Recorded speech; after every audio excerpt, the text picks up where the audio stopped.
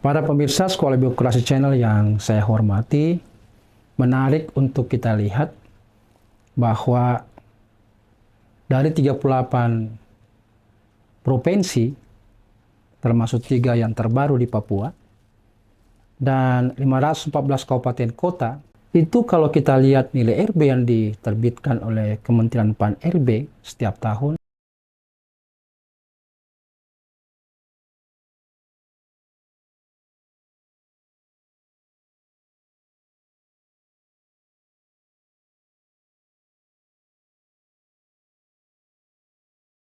minimal A dan AA itu sudah sangat luar biasa. Tetapi kita masih menghitung jari daerah-daerah, termasuk kementerian lembaga yang memang memiliki nilai RB AA atau minimum A. Mengapa sampai nilainya masih rendah? Yuk kita bahas bersama.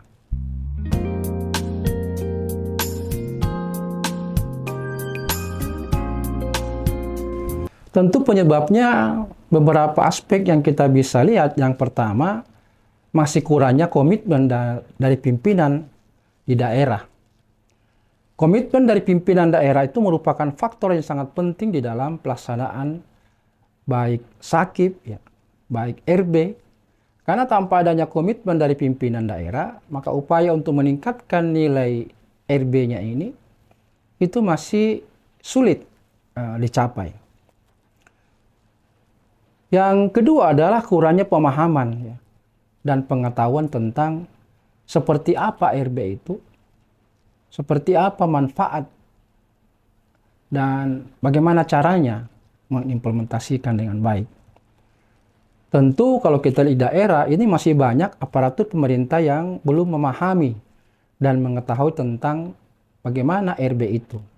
Tentu ini menyebabkan mereka tidak mampu menerapkan, mengimplementasikan berbagai aspek-aspek yang menjadi penekanan RB secara efektif. Yang ketiga adalah kurang tersedianya sumber daya aparatur yang memadai. Sumber daya yang memadai seperti yang ketiga adalah kurang tersedianya sumber daya yang memadai. Sumber daya yang memadai di sini yang dimaksud diantaranya anggaran, sarana prasarana, serta tenaga ahli yang memang betul-betul dibutuhkan untuk melaksanakan RB secara efektif.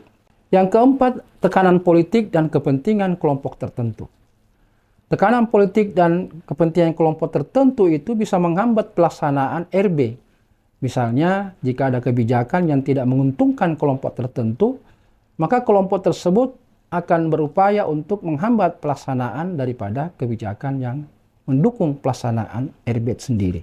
Hambatan lain yang saya kira menjadi penyebab kenapa RB belum memiliki nilai indeks yang menggembirakan adalah birokrasi sendiri yang masih kaku dan berbelit-belit.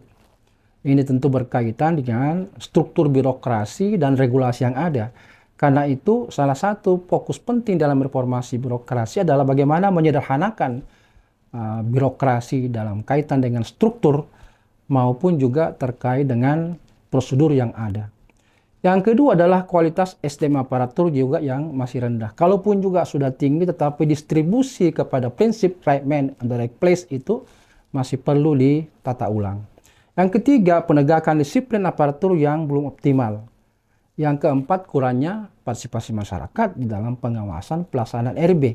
RB seolah-olah itu menjadi bagian tertentu dalam pemerintah daerah, terutama dalam konteks ini adalah biro organisasi di provinsi atau bagian organisasi di kabupaten kota.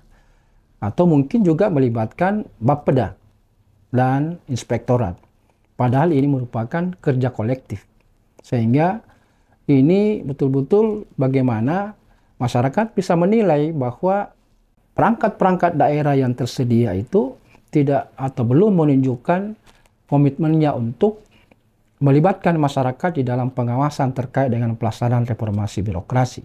Bagaimana cara mengatasi hambatan-hambatan yang dimaksud sebelumnya? Pertama, tentu diperlukan upaya-upaya yang komprehensif dan berkelanjutan dari semua pihak, termasuk pemerintah daerah, pemerintah pusat, masyarakat, dan dunia usaha.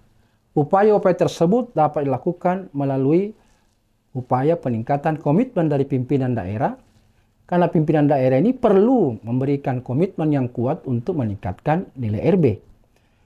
Yang kedua adalah peningkatan pemahaman dan pengetahuan tentang apa itu RB.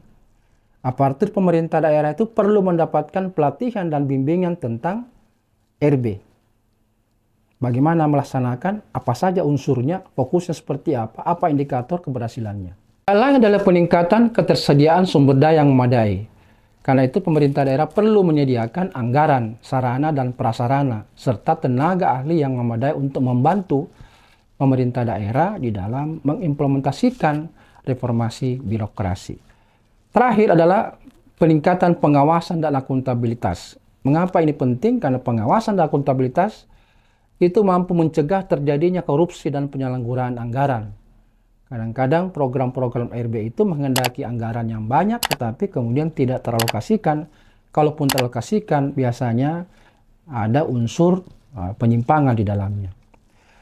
Jadi upaya-upaya tersebut perlu dilakukan secara konsisten dan berkelanjutan, agar pemerintah daerah dapat meningkatkan nilai RB-nya dan mewujudkan pemerintahan yang baik dan bersih. Tentu ini akan membantu masyarakat. Dengan birokrasi yang baik seperti itu, maka tentu kesejahteraan masyarakatnya akan tercipta.